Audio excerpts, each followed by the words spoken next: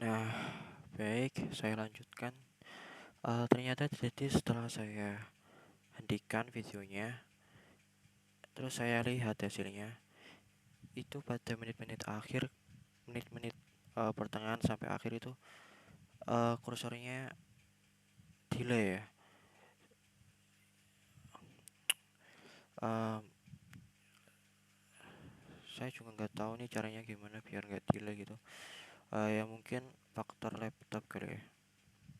Saya juga udah coba apa itu namanya perekam layar bawaan laptop juga tetap nggak bisa. Bukan nggak bisanya itu nggak bisa kayak dipakai, itu nggak bisa dibuat rekam layar. Jadi saya ini pakai OBS. Oke, kita lanjut. eh jadi kan udah sampai sini ya.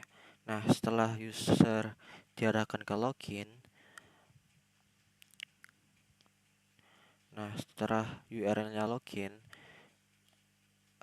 ini akan diarahkan ke kelas user controller, terus memanggil metode login check. Apa itu metode login check? Jadi, nah ini metode login check. Jadi login check ini menjalankan validasi sama seperti register store sih. Cuma ini buat login check itu. Ya sama. Fungsinya itu sama.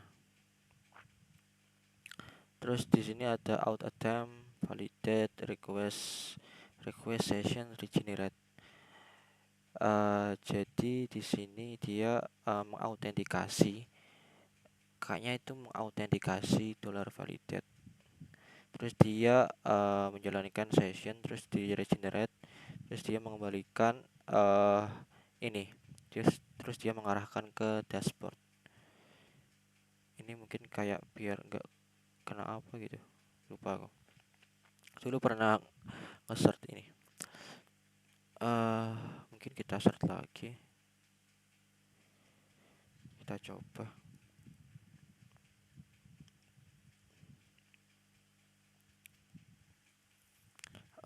Bacanya gimana?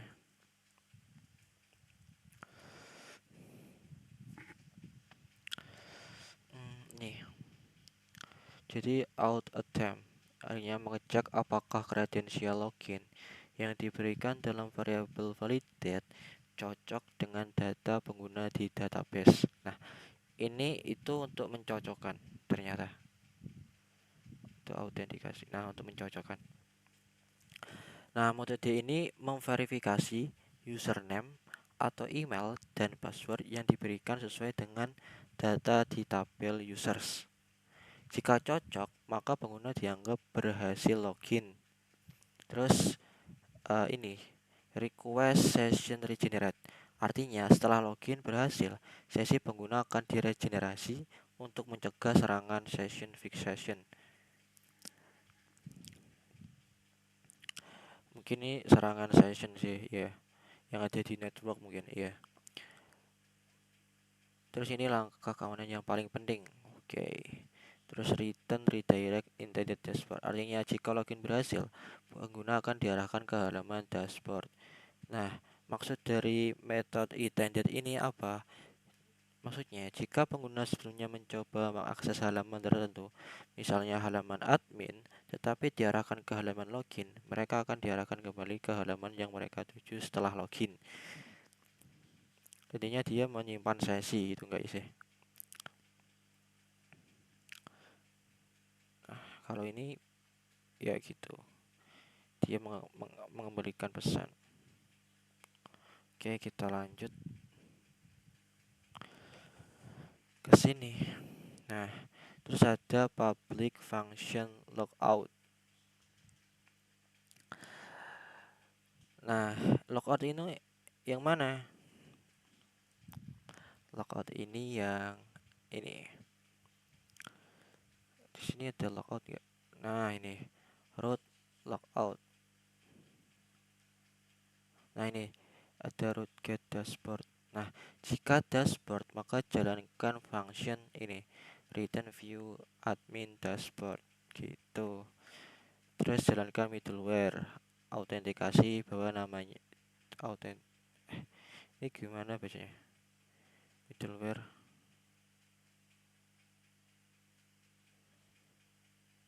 dashboard. Hmm, kok lupa ya saya?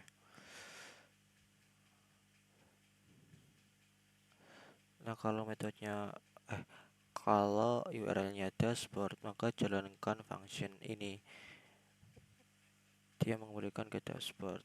Terus ada ini middleware-nya out autentikasi namanya dashboard. Middleware-nya autentikasi namanya dashboard gitu. Terus ini route saya kurang paham ya. Mungkin kita lihat di sini.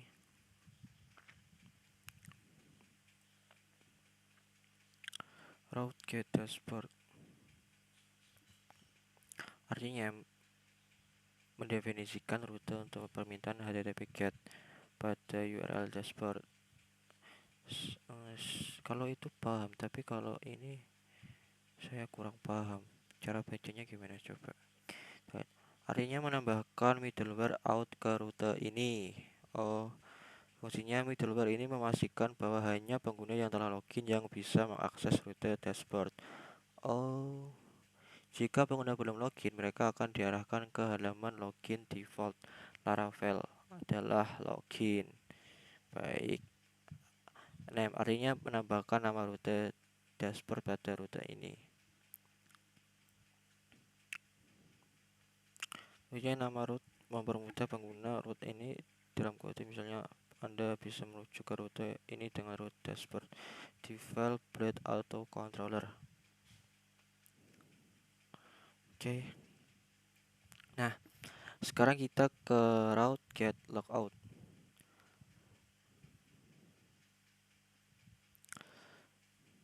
Nah, ketika URL-nya logout, kenapa get?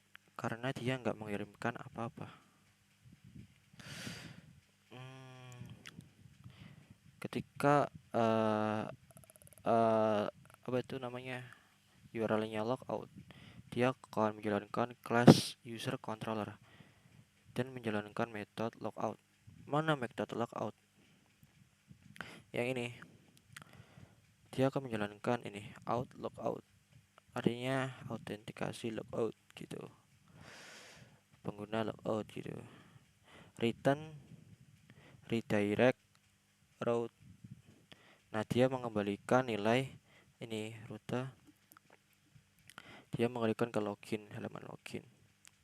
Dan menambahkan pesan logout berhasil. Gitu. Terus kita masuk ke ini aplikasinya lagi. Nah, setelah kita menjelaskan tentang MVCR dari halaman login. Oh iya, kita belum menjelaskan yang socialite ya. Jadi, apa itu socialite? Kita lihat. Laravel.com.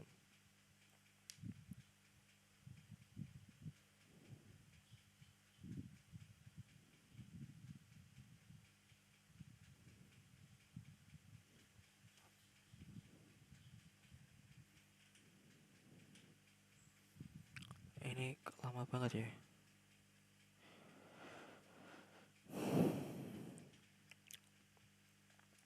Oke, kita jelasin yang socialite. Sebenarnya saya juga lupa ini.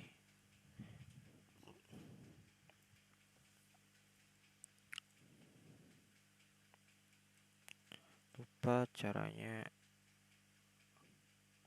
Oke, pertama kita bikin ini controllernya.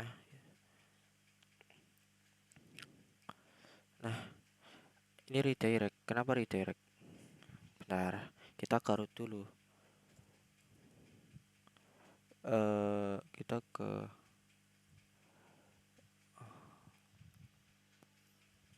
kemana ya, ke web deh. Nah ini redirect, ini providernya apa, ini provider ngambil dari ini, ngambil dari sini, bentar. Dari misal kita ambil login, nah dia ngambil dari sini, providernya ini Facebook, ini providernya Google, GitHub gitu. Jadi ketika ini ditekan atau diklik tombol ahrefs-nya ini, dia akan mengarahkan ke root ini, socialite redirect dengan apa itu, ini parameternya atau providernya Facebook. Nah, terus dia diarahkan kemana? Dia diarahkan ke sini dan dia membawa providernya, parameternya provider. Provider itu apa isinya? Ya tergantung apa yang ditekan dari Facebook, Google atau GitHub. Terus dia mengembalikan ini socialite driver provider redirect. Ini artinya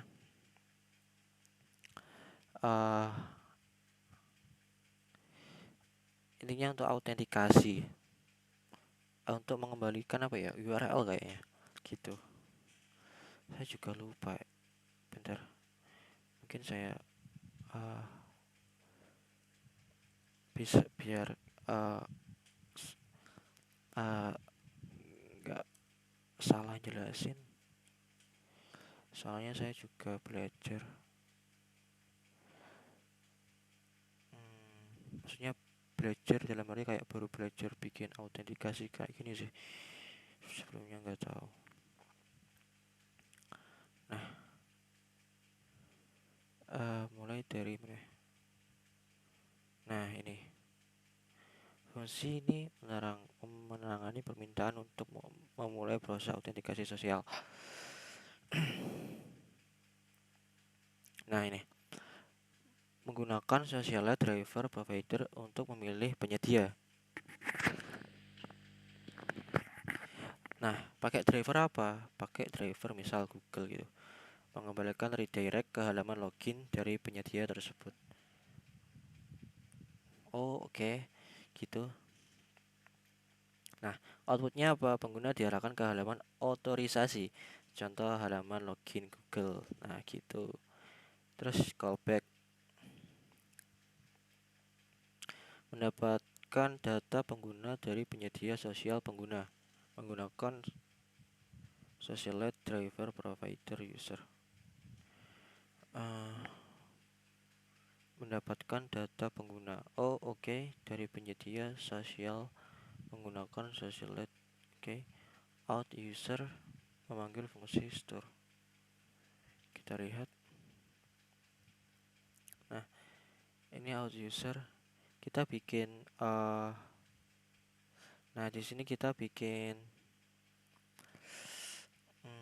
kalau udah ini kan, terus kita ke callback. Ini callback dari mana? Kita lihat web callback. Nah, di callback ternyata ini juga get.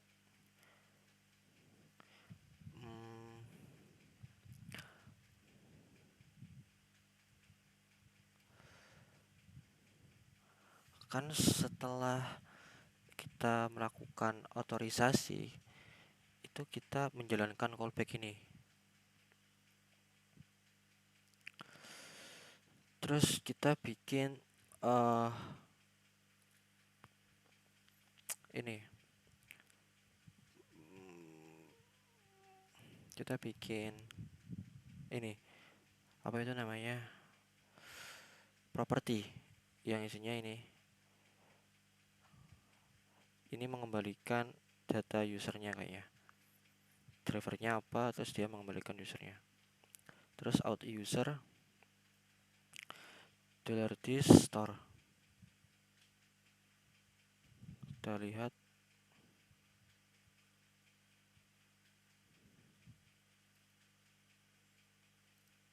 register. Nah, memanggil fungsi store untuk mencatat atau mendapatkan pengguna terkait. Ini untuk mencatat pengguna terkait. Nah, ini dicatat nih. Providernya juga dicatat. Autentikasi user, oke. Out login. Melakukan login pengguna ke sistem Laravel dengan ini out user. Out user ini apa isinya? Isinya adalah ini social user. Social user isinya apa? Isinya adalah ini. Ini apa isinya? Ya itu user kan berhasil login. Nah, si otoritas itu kan terus ini URL-nya ke sini callback. Terus kalau udah login kan datanya masuk di sini di driver. Kayaknya gitu sih. Sepemahaman saya gitu. Terus dia mengembalikan ini dashboard. Terus ini ada function method store. Nah, method store ini dia isinya adalah mempunyai dua parameter, yaitu social user sama provider. Social account ini apa? Ini adalah model socialite. Kenapa begitu? Karena kita juga memanggil ini Laravel socialite, facade socialite, dan juga memanggil ini kan namanya tampuk. Jadi di sini S model socialite. Ini otomatis kok.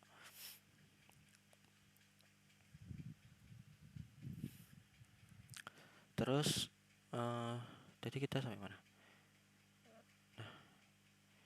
Nah, ini model socialite di mana provider ID itu social user. Social user itu didapatin dari mana? Dari sini.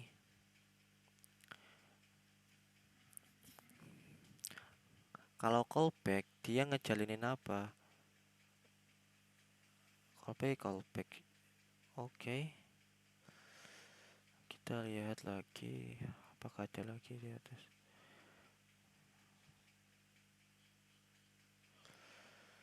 Oke. Model socialite. Nah, pada kolom provider ID operator socialite get ID.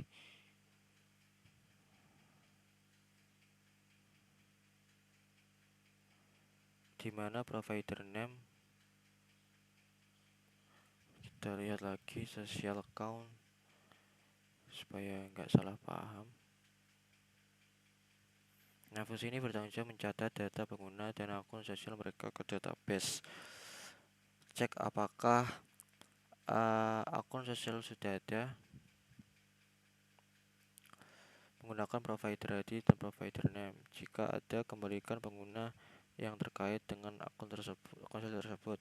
Jika belum ada akun sosial, cari pengguna dengan email yang sama di tabel user. Jika pengguna dengan email itu belum ada, buat pengguna baru menggunakan user update or create.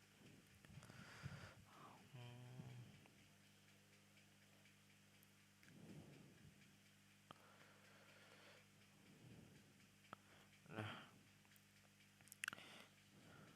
jika social account nggak ada, akun sosial nggak ada,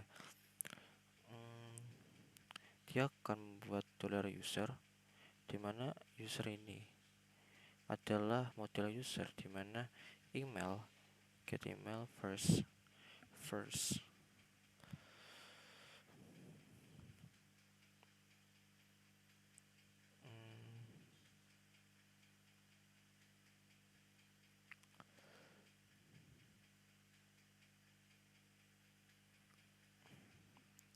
Saya kok lupa ya.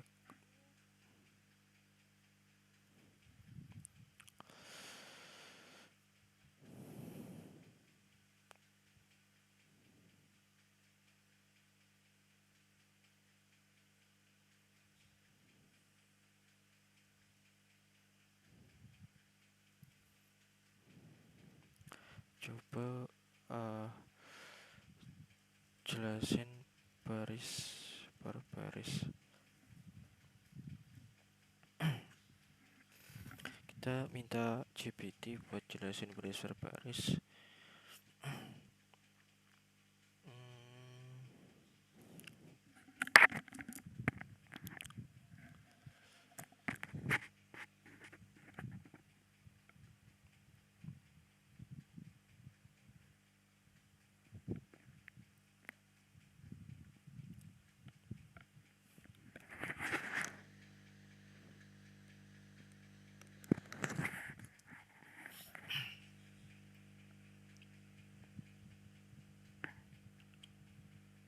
Baik, nah di sini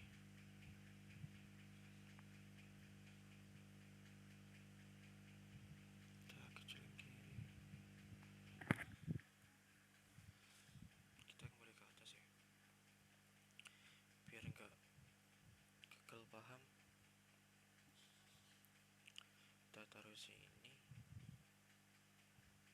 oke ini, oke. Nah, gimana bacanya? Jadi gini bacanya. Nah, parameter provider ini isinya apa? Nama penyedia sosial, contoh kayak Google, GitHub dan lain-lain gitu. Yang udah saya jelasin tadi. Social light driver ini udah ya. Kita yang belum paham itu yang ini callback. Nah, coba ini. Parameter provider, nama penyedia sosial. Nah, social light driver provider user ini mendapatkan data pengguna dari penyedia sosial setelah login berhasil. Data ini mencakup ID, email, nama. Oke. Jadi ini fungsinya untuk mendapatkan data. Ini tambahin ini user untuk mendapatkan data dari penyedia ini, dari providernya. Nah, terus yang ini memanggil fungsi store untuk mencocokkan atau membuat data pengguna di sistem, untuk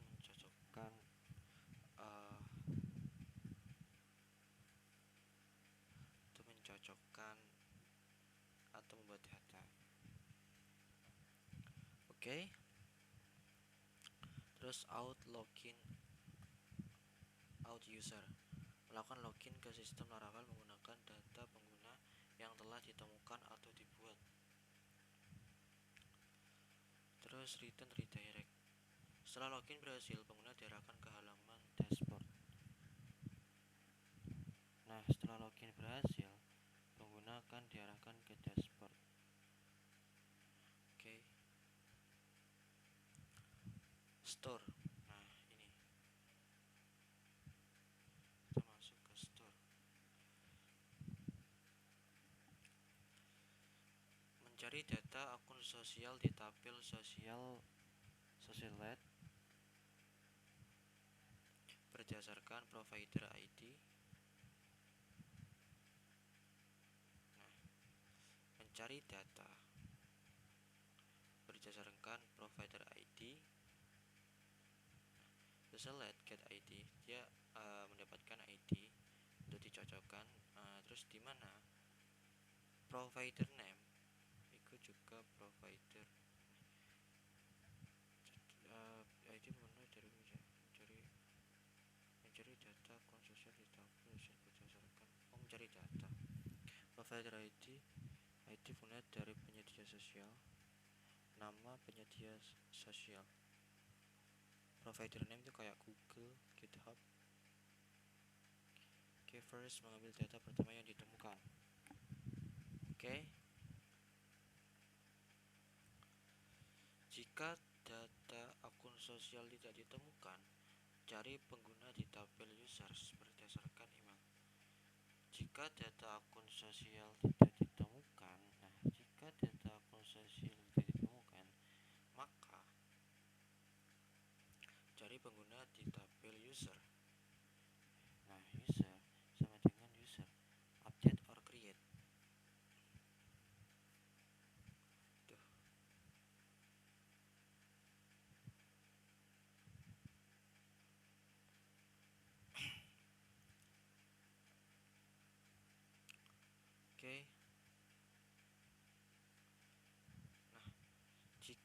user tidak ada. Jika mulai dengan email tersebut tidak ditemukan, buat pengguna baru dengan nama pengguna diambil dari get name atau get nickname, social user, get name, social user.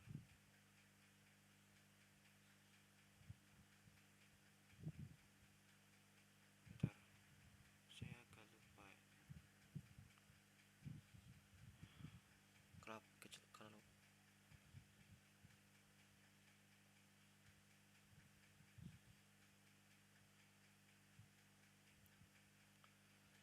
buat data baru di tabel sesuai. Nah, jika user tidak ada setelah ini dicari, maka user social create dia membuat data ini social user dari sini. Dia dapatkan dari mana? Dari sini. Dia ambil data dari sini. Nah,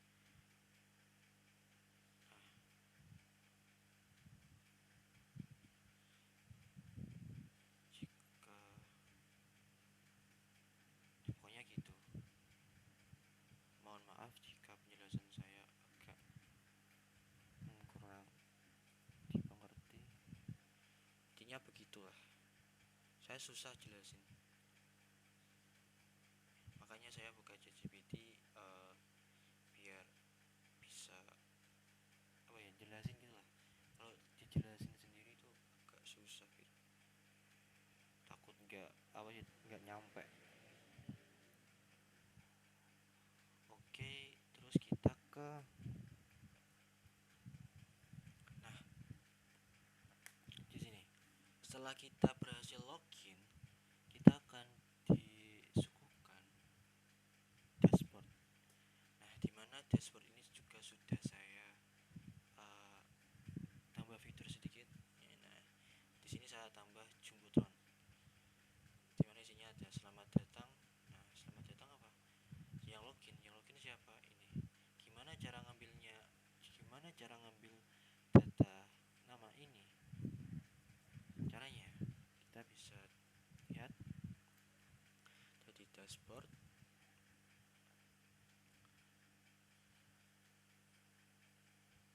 Nah, di sini. Oke, out user. Jadi autentikasi, dapatkan data user. Terus pilih yang 6. Oke. Terus kita kemana lagi? Kita ke produk. Untuk fitur-fitur tambahan mungkin nanti saya jelaskan di akhir video ya. Sekarang kita ke produk dulu. Nah, rute. Kita ke root web. Nah,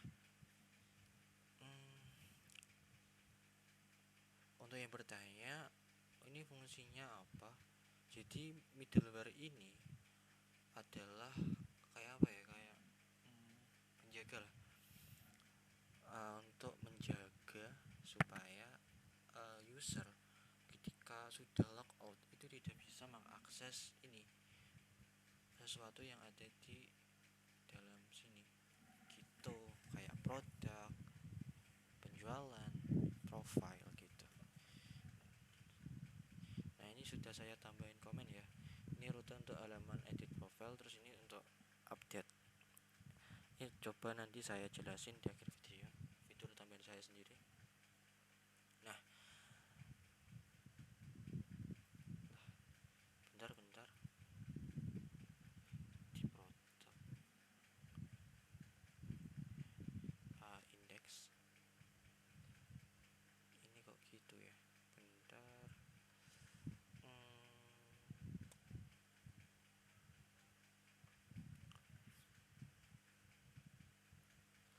Ini kok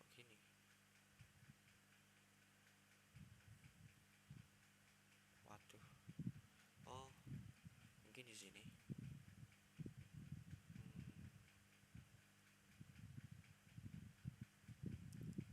Oh, di controller,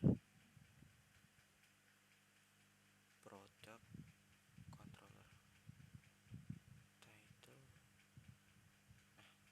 Oh, ini tadi saya coba pakai slot, gagal, jadi nggak pakai. Nah, ini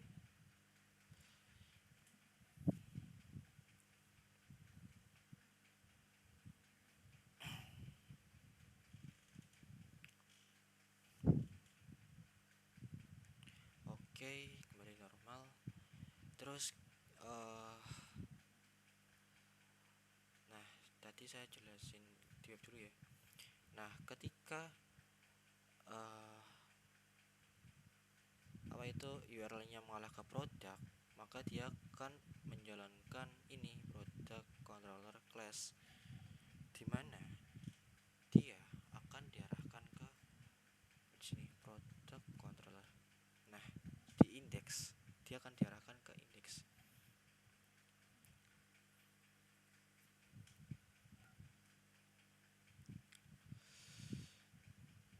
Di index dia di sini ada properti untuk dikirim ke halaman view.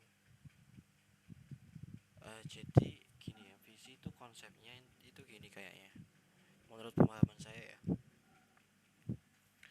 Jadi untuk menampilkan data di view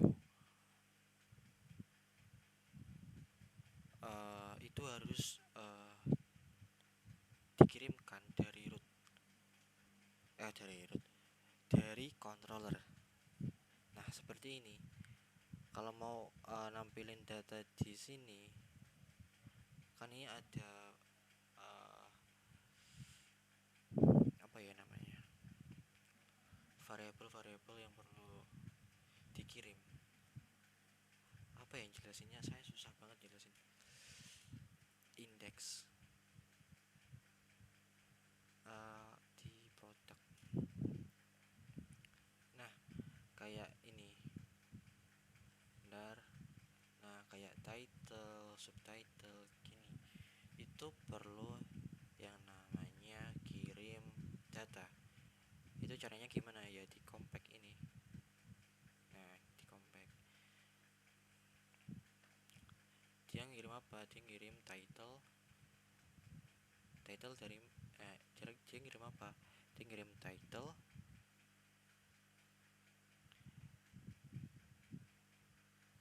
subtitle, sama products. Title ini ngambil dari mana? Title ini ngambil dari sini, dari atas ini. Terus subtitle juga ngambil dari sini, sama products dia ngambil dari sini.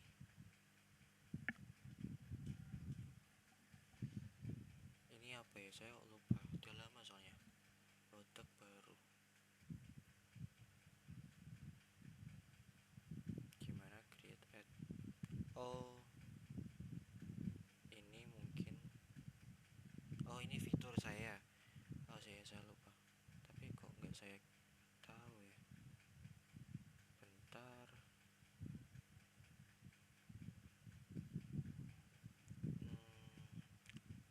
Bentar, coba kita lihat di penjualan controller, di indeksnya dia ngirim nggak? Enggak, ini kayaknya nggak putus. Di mana tadi?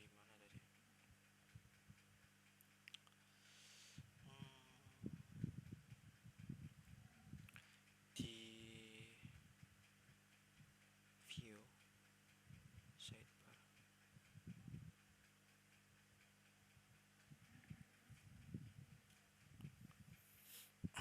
Kan produk baru dia ngirim dari, oh iya, ini kita nggak perlu, kita udah pakai komponen.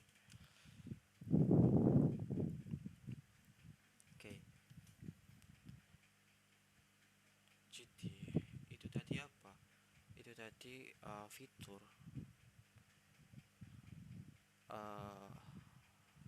ini loh, yang ada di sidebar itu saya hidupin. Nah, fitur batch ini, batch denger. Nah, jadi dimana kondisinya ini jika ada perubahan, jika ada sesuatu insert atau perubahan pada tabel produk penjualan atau produk, itu akan tampil baru di sampingnya ini, baru kayak baru. Kita coba ya, misal kita tambah,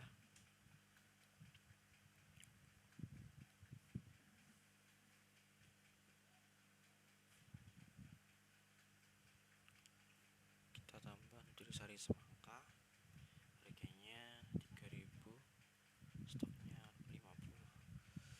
Oke, berhasil.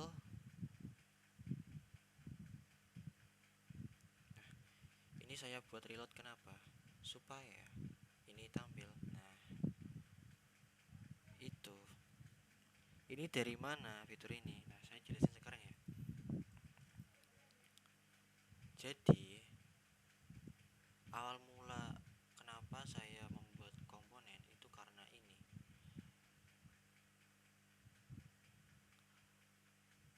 Nah, awalnya kan saya coba pakai apa itu namanya?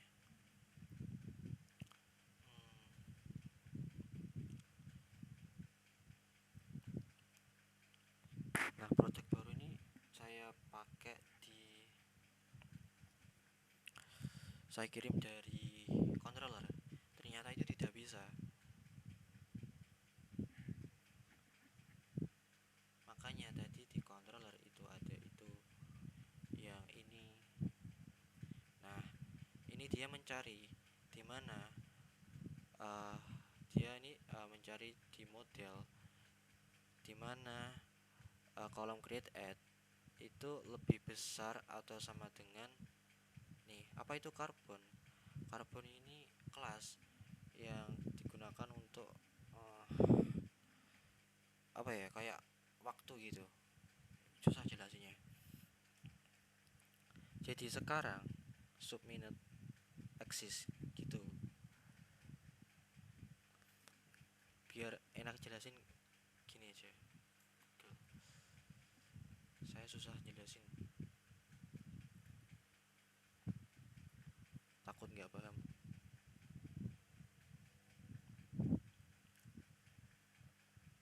Oke. Nah, jadi kita ini modelnya, project ini model.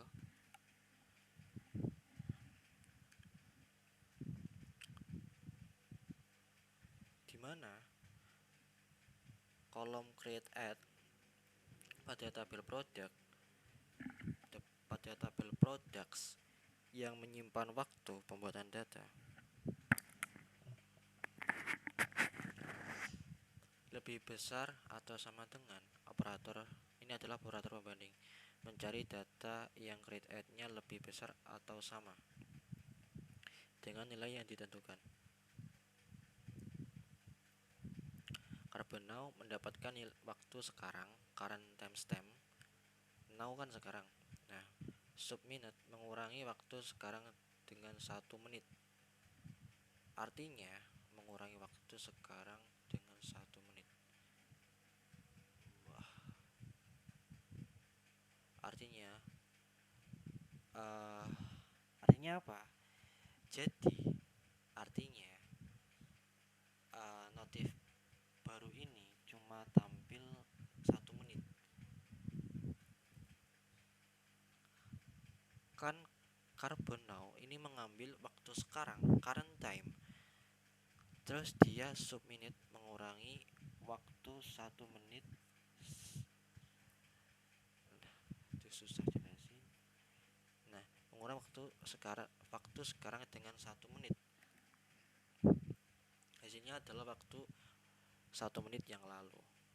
akan mencari produk yang dibuat dalam 1 menit terakhir. Artinya apa? Artinya ini query akan mencari produk yang dibuat dalam 1 menit terakhir. Itu. Terus fungsi exist ini apa? Fungsi ini memeriksa apakah ada data yang memenuhi kondisi yang telah diberikan. Gitu. Kalau iya, kita memenuhi kondisi. Jika tidak ada kondisi, gitu.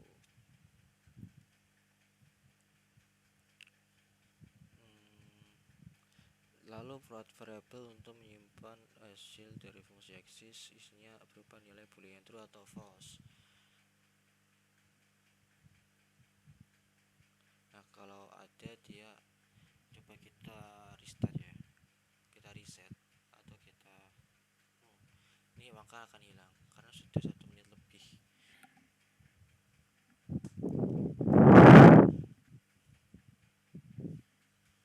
Nah, dia akan hilang. Ini dari mana? Itu kita kirim dari view sini, dari komponen. Jadi ketika kita membuat PHP artisan komponen, dia akan membuatkan kita view, folder view komponen serta file yang kita tuliskan komponennya apa gitu. Coba kita lihat sidebarnya. Nah, ini pada sidebar kita buka dua ya, sidebar ini sama ini. Nah, pertama kita mendeklarasikan sebuah properti produk baru, penjualan baru, sama log stok baru, dimana this produk baru di sini ngambil dari sini sama dengan produk dimana. Nah, ini sama kayak yang saya jelasin tadi. Ini tandanya lebih besar sama dengan ya. Soalnya saya pakai apa itu namanya, tema gini, jadi kayak gitu keren. Nah, tapi kadang suka bingung, tapi sudah biasa gitu. Terus penjualan juga, log stock juga. Kalau sudah, kita kembalikan ke komponen sidebar. Mana komponen sidebar? Kan tadi awal sudah saya bilang saya menambahkan fitur. Ini bukan fitur sih, metode komponen. Jadi pada template produk ini saya hapus, kemudian saya ubah menjadi komponen. Nah, awal mula saya membuat komponen itu gara-gara saya ingin menambahkan fitur ini. Nah, di komponen sidebar ini, jika ada produk baru, nah produk baru ini berisi boolean true. Nah, jika iya, maka dia akan menjalankan ini. Kalau false, dia nggak akan menjalankan ini. Begitupun juga dengan penjualan sama log produk gitu. Oke, kita rootnya belum ya. Maaf ya kalau saya yang jelasin bulat gitu, tapi ya saya sudah berusaha ini gitu.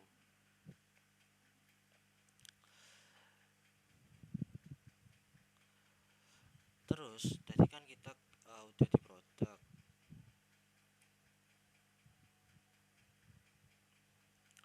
Nah, di produk itu udah resource jadi satu. Resource itu kayak gimana? Resource itu kayak udah disiapin semua gitu. Bentar. Udah disiapin apanya? Kayak udah ada, udah dibuatin index, create, store gitu-gitu. Jadi itu sudah apa ya? Udah jadi satu gitu. Udah apa ya? Udah satu paket gitu.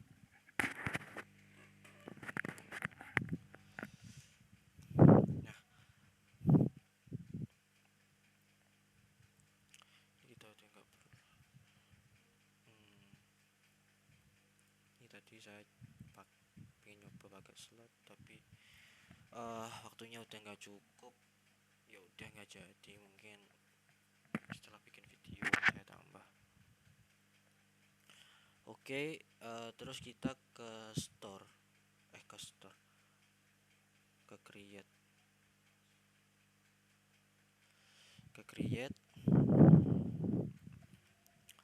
dollar title product. Nah, bagaimana ini bisa menjalankan create? Jadi,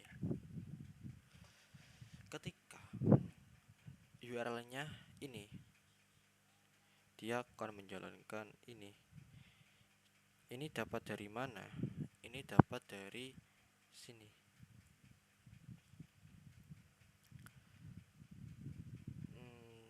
Dapat dari sini product create. Dia akan mengarahkan ke method create. Nah, method create ini dia membuat property yang namanya product, terus ada subtitle isinya create, terus dia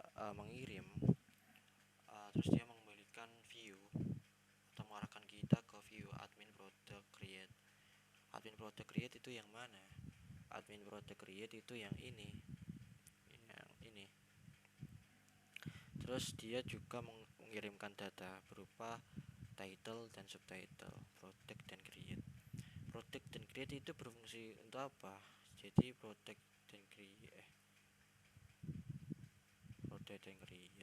maaf, jadi dia mengirimkan title dan subtitle. Itu fungsinya buat apa ya? Buat ini sama ini, buat isi itu.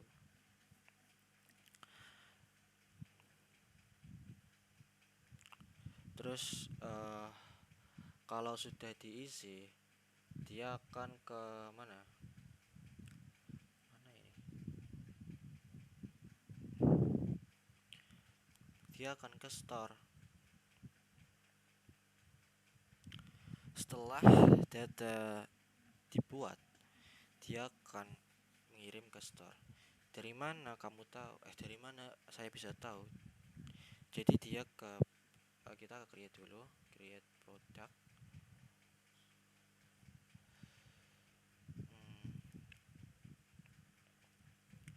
Nah, di sini kan di sini ada form. Terus ada ID. Apa fungsi ID ini? Jadi fungsi daripada ID tersebut adalah untuk digunakan di sini. Saya bacanya gini. Jika dokumen sudah siap dan form create product sudah disubmit, maka hentikan dahulu programnya. Kayaknya gitu. Terus dia jalanin Ajax, tipenya post. Nah, URL ini dia mengarahkan ke product store. Saya juga nggak tahu sih kenapa pakai JavaScript, kenapa nggak pakai ini aja, pakai apa itu namanya,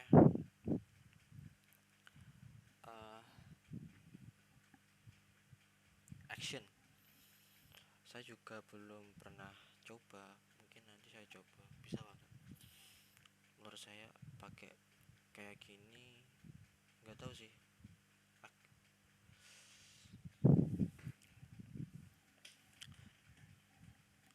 Nah, dia ngirimin apa? Dia ngirimin ini data formnya dari sini. Ini buat apa? Buat serialize, buat ini JSRF tokennya ditaruh di itu, apa itu, di meta.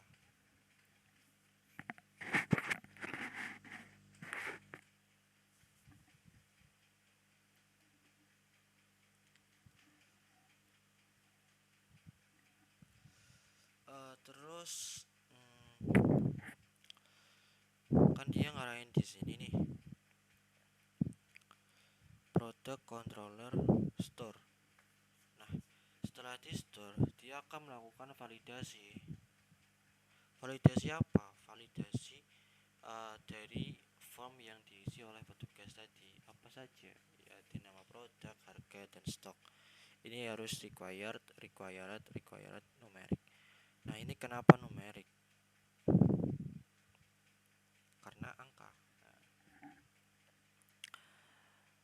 Selain kita validasi numerik di sini, kita juga harus validasi di uh, formnya.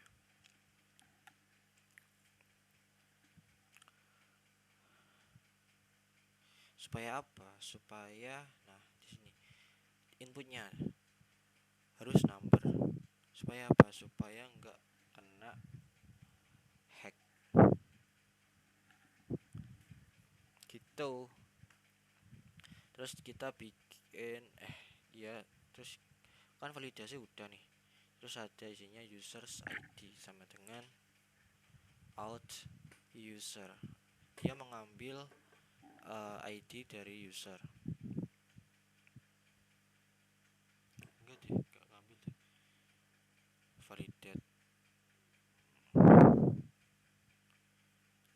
Dicocokan gak sini kayaknya? Ini kayaknya dicocokin sih.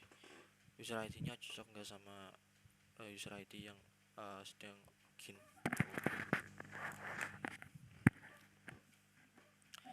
Terus dia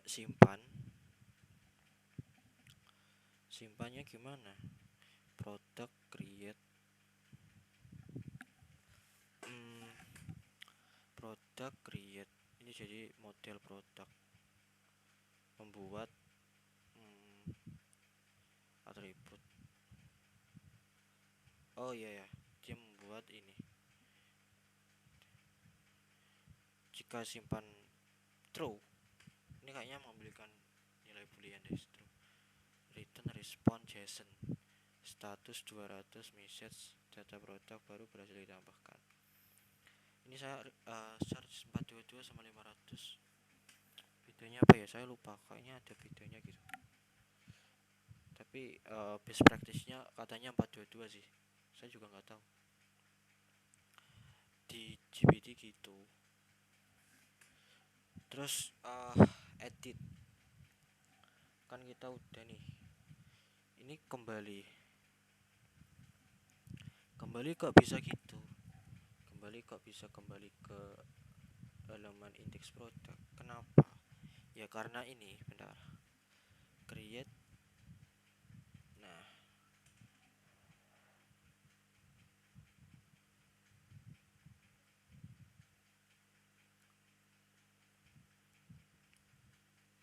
mana ya? Create ini kembali. Nah, dia rootnya produk index gitu. Oke. Terus kita ke edit, kita coba aja ya. Durasinya sudah panjang banget, takut panjang-panjang tapi nggak bermutu.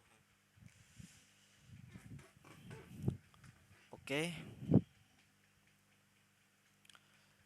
kita lanjut di sini. Nah, datanya udah tampil ya. Terus kita coba edit. Edit kita pakai model ya. Udah lemot banget ini.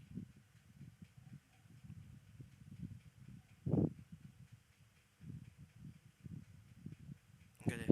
Yang pakai model itu yang tambah stok saya lupa. Nah, di sini ada bug. Saya menemukan bug di sini. Ketika saya mengedit uh, ini tanpa mengubah stok produk, maka log produk itu akan berisi misal ya, ini Nutrisari, kita edit cuma ubah ini aja.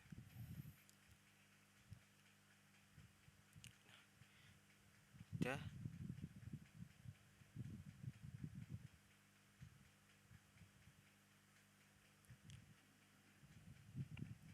Nah, di mana bugnya? Nah, ini bugnya. Log produk.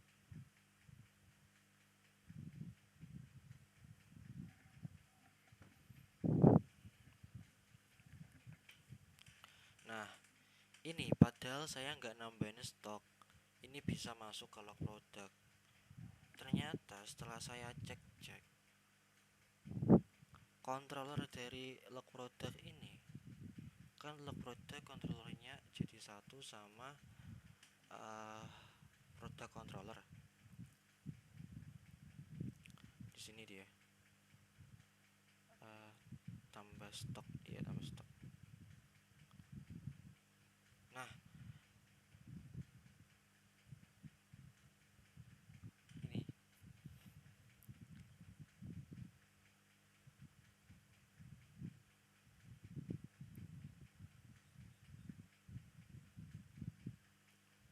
mana ya?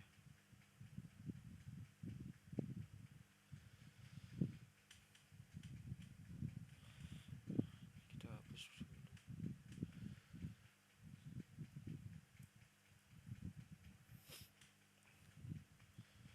Mana ya tadi?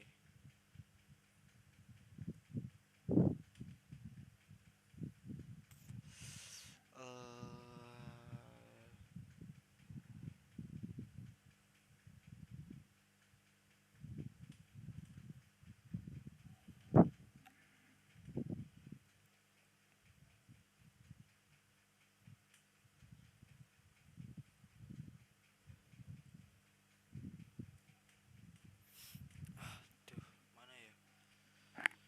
Jadi saya udah nemuin.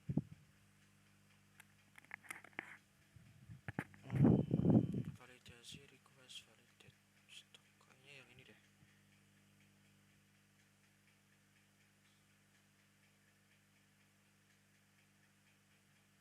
Kita kalau produk dulu.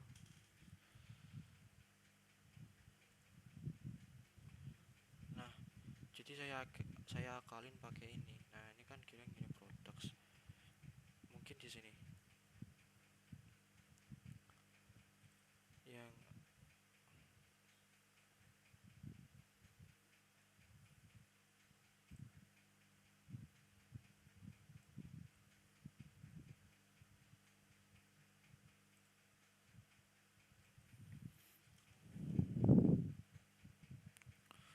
produk create yang mengembalikan produk. Bentar-bentar.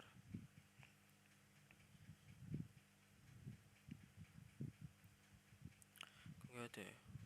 Log produk.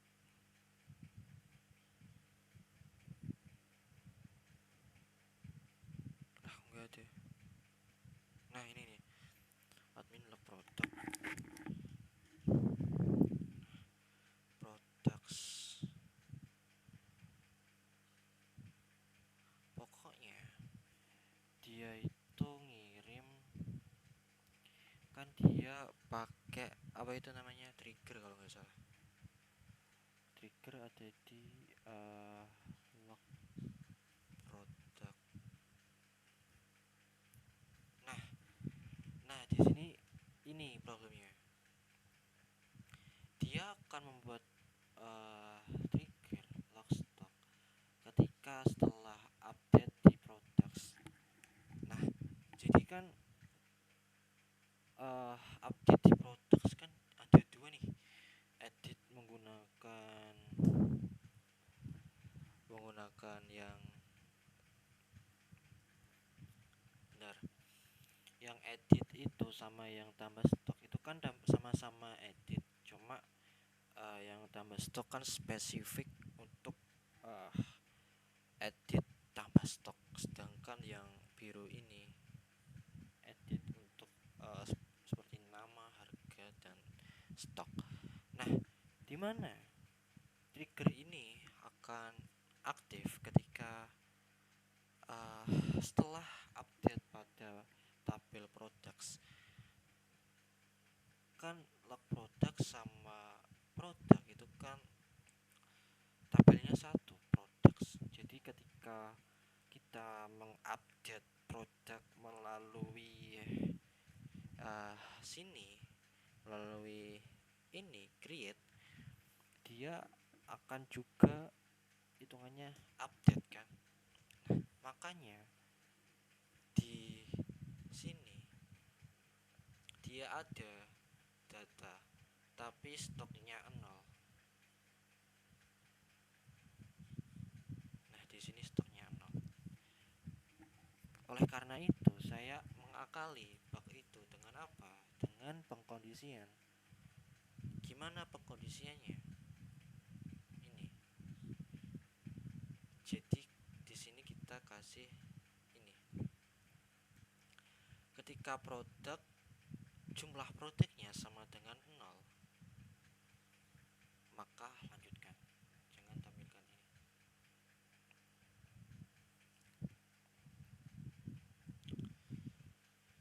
Tetap di render, cuma nggak nampilin data ini.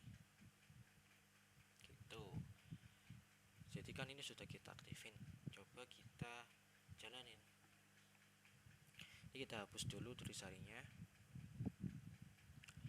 Nggak usah sih. Ke dashboard. Kita ke produk. Maaf.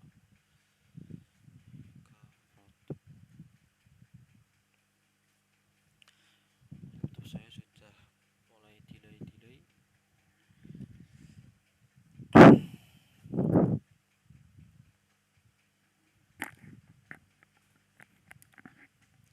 Nah, pada kita hapus dulu aja ya. Kita sambil coba hapusnya berfungsi apa enggak. Ya, hapus data ini. Intinya alurnya itu sama. Kita dari URL atau dari root, terus kita ke controller. Dari controller kita ke view. Ya gitu-gitu aja sih. Dari view kita kirim data ke model gitu. Ke model atau ke tabel gitu.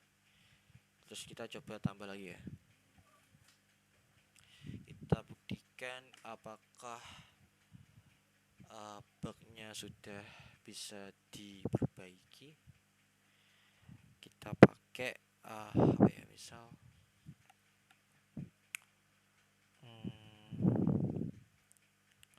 kacang atom.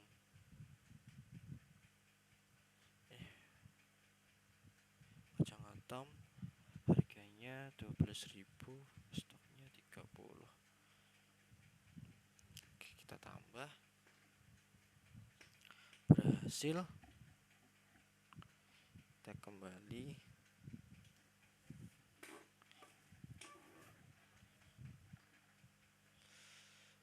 Nah, kita kembali dulu ke product index.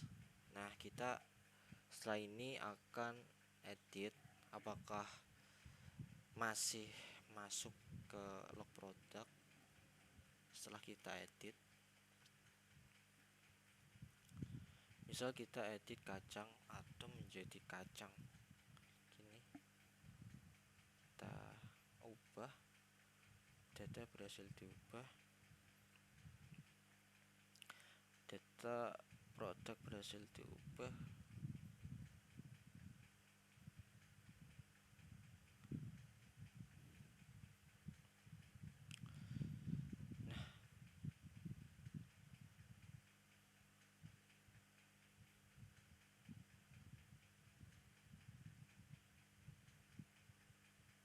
Nah, ternyata ini enggak ada, hilang.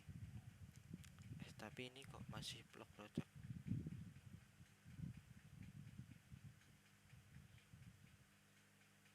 Kok ada notif baru ya? Ini PR lagi sih. Tapi kan udah nggak ada kan ya ketika udah. Atau ini mungkin yang tadi belum hilang.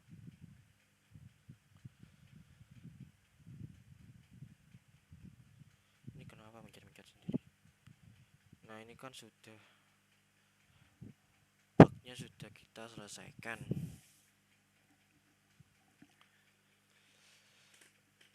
Oke.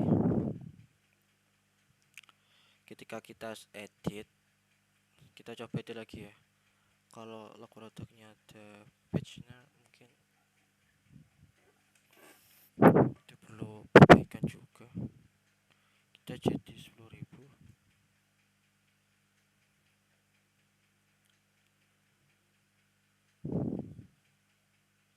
Agak lemot. Kita oke.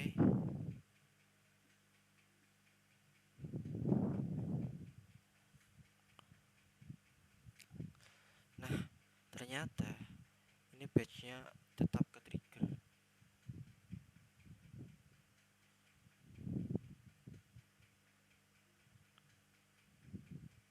Kenapa? Karena sejatinya di sini tuh aslinya itu ada, cuma kita batalkan dengan ini, dengan continue product sama product sama dengan lock. Tapi mungkin ini bisa kita perbaiki nanti. Tapi yang penting di sini udah nggak tampil datanya kalau kita edit di apa itu create. Tetapi kalau kita isi dengan lebih dari 0, misal kita uh, pada create kita tambah produk, itu juga dihitung di log produk gitu. Terus kita coba tambah stok, kita tambah stok 5. Oke, berhasil. Ini akan ke refresh.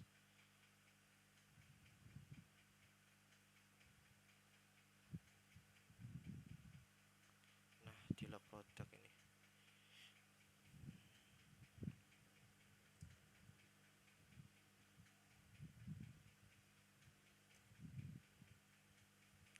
Nah, ini mungkin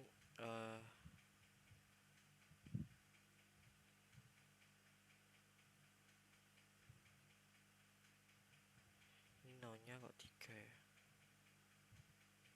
Ini nomor ngambil dari mana? Bentar kita lihat.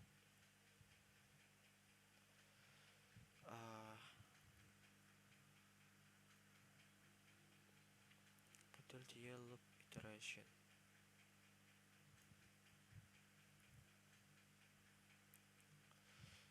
Kita lihat di sini. Dia banyak bug ternyata.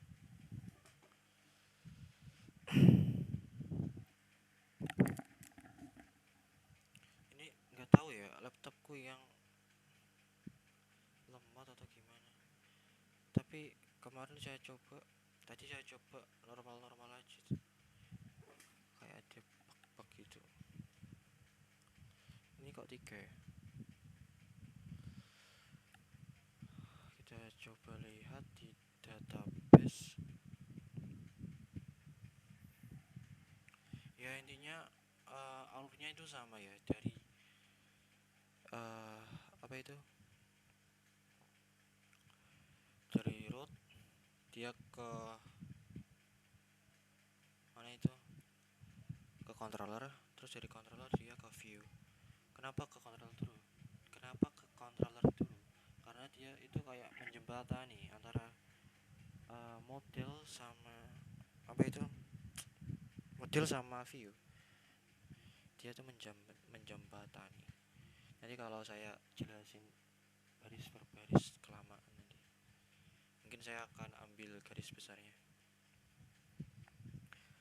Kita ke apa ya, products ya. Ke log stock deh. Log stock.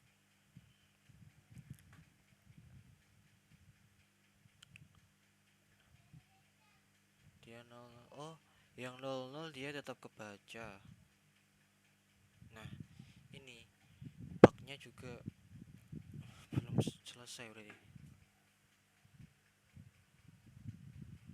Malah kalau bisa itu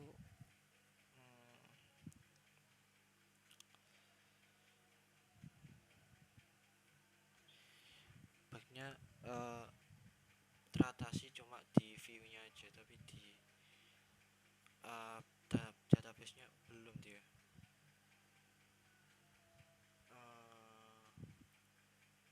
Produk ID 2.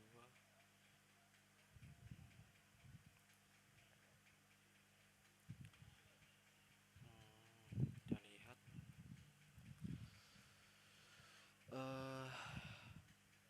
Terus ini kenapa 3?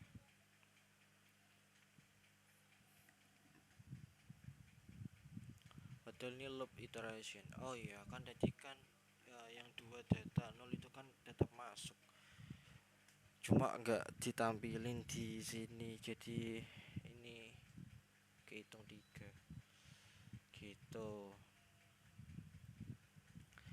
Terus coba kita tambahin produk yang banyak ya. Tuh, kok ke penjualan. Mohon maaf nanti kalau videonya nggak lengkap karena ini laptop saya udah nggak kuat kayaknya, udah nge-freeze gitu. Kita coba tambah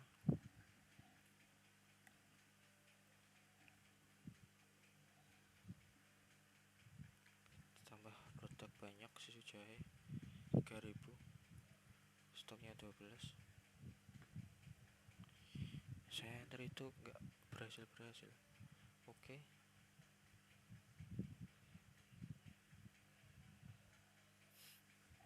dia akan refresh.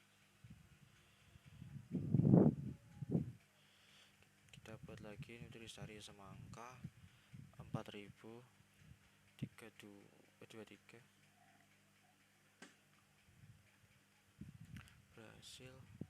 Udah cukup ya. Sekarang kita coba pakai itu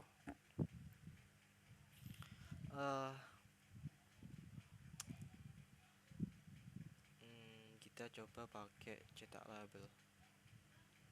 Nah, kalau kita nggak apa itu namanya, belum checklist Dropbox-nya, kita nggak bisa, jadi kita akan ditampilin ini udah nggak error. Nah ini juga bug ini sebelumnya, mencentang minimal satu produk terlebih dahulu gitu. Terus kita coba ganjil ya, ini 10.000 sama 4.000 kita cetak. Nah untuk cetaknya saya juga udah perbaiki sehingga tampilannya juga lebih proper.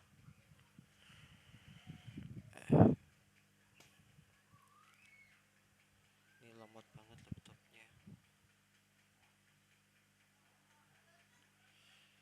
Ini bisa kok, cuma lemot saja.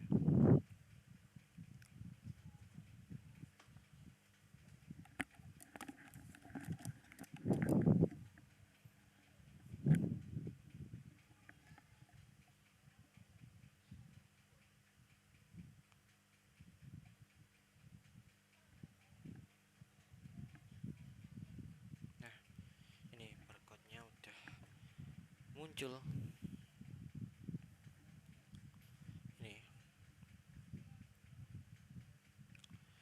Ini saya ubah tampilannya sedemikian rupa sehingga jadi gini.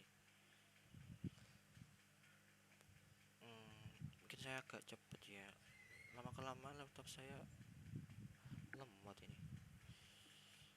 Kita ke penjualan.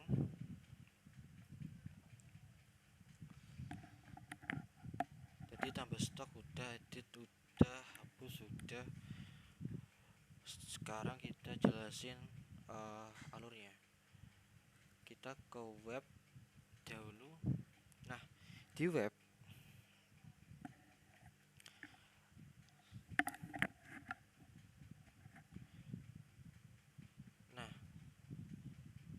tadi dari mana ya, jadi kan dari produk create dulu, produk create kan tadi udah.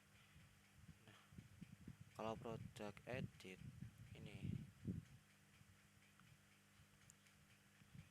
dia root put. Kenapa put? Karena dia mengirimkan data. Terus di sini dia juga butuh ID. Nah gimana cara ngirimin ID ini? Nah kita pergi ke controllernya, kita lihat produk controller, dia menangani pakai metode apa? Pakai metode tambah stok. Produk controller, metodenya tambah stok, metode tambah stok. Oh dia cuma menangani validasi. Mungkin ada di produk, ada di indeksnya produk. Nah kan tambah stok kan dia pakai model, dimana model ini ada formnya, dimana formnya itu dinama ada ID yang namanya form tambah stok. Nah, pada form tambah stok, kenapa pakai form tambah stok? Karena biar bisa ngirim pakai Ajax ini. Nah, ini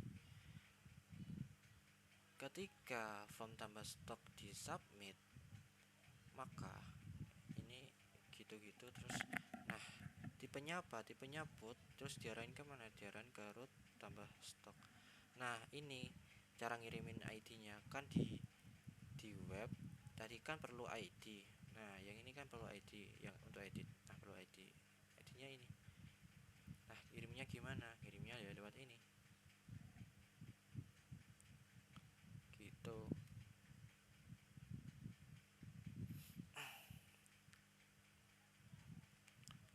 Nah, data type-nya JSON replace ID. Oh, replace ID ini dengan ID produk. ID produk itu yang mana? Yang ini kita lihat, kita ID produk, kita find ID produk. Wah, ada 15, kita nggak jadi find. Kita lihat aja di atas, kayaknya ada di ID produk.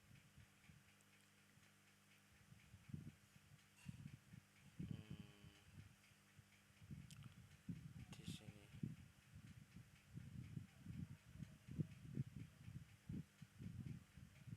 ID produk. Nah, ini dia hidden.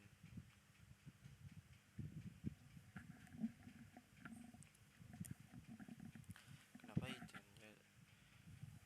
User nggak perlu tahu sih. Input tipenya number, ya gitu. Hidden, dia buat ngambil ID-nya diisi dengan itu, ID button itu. Nah, itu gitu, saya susah jelasinnya. Nah, gini, terus sukses. Ketika sukses, maka ini jalankan solver function data. Data ini dari mana?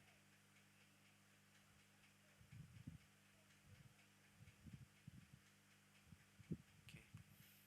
Oke, iconnya sukses, titlenya berhasil, datanya data message, root data message.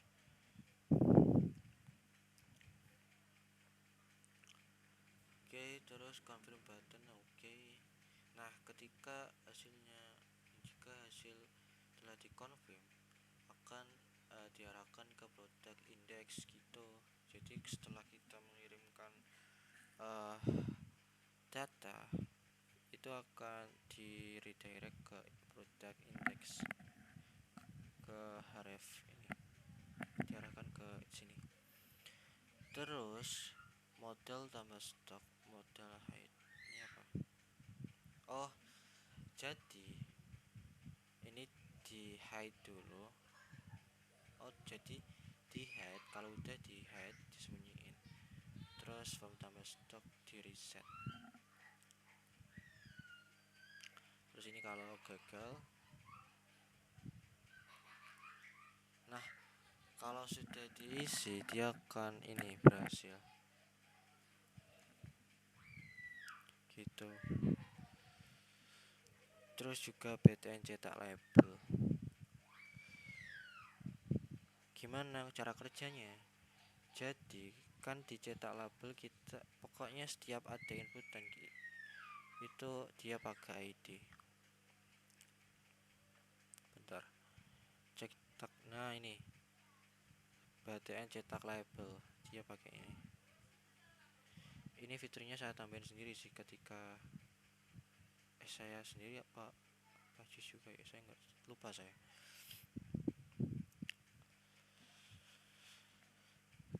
Saya tambahin apa ya?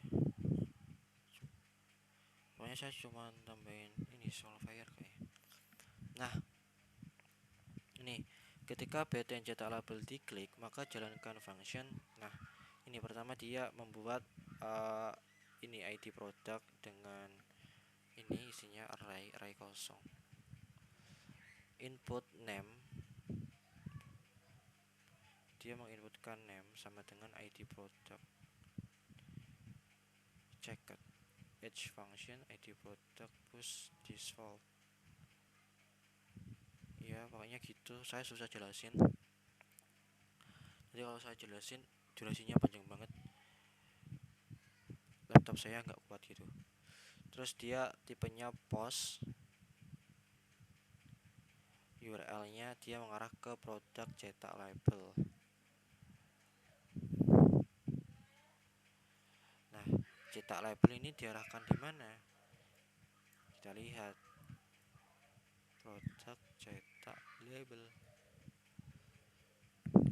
dia akan diarahkan ke sini.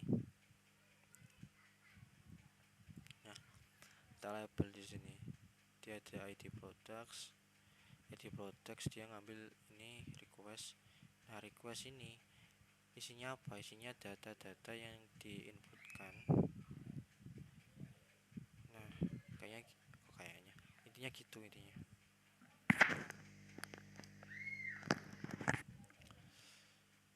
Oke, gitu is array product for each. Oke, ngecek apakah ID produk itu array.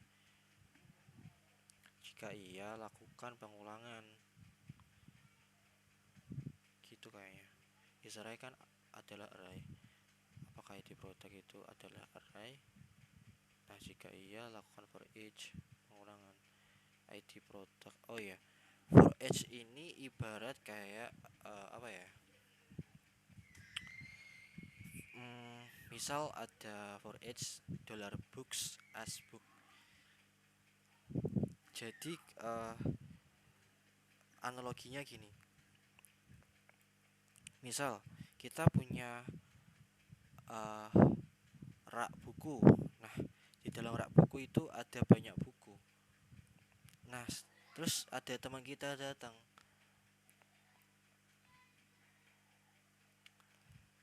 Gimana ya analoginya? Pokoknya itu kayak dari banyak buku, kayak kita ambil satu-satu gitu loh.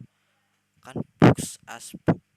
Books kan itu jamak, book itu kan singular. Jadi kayak setiap data itu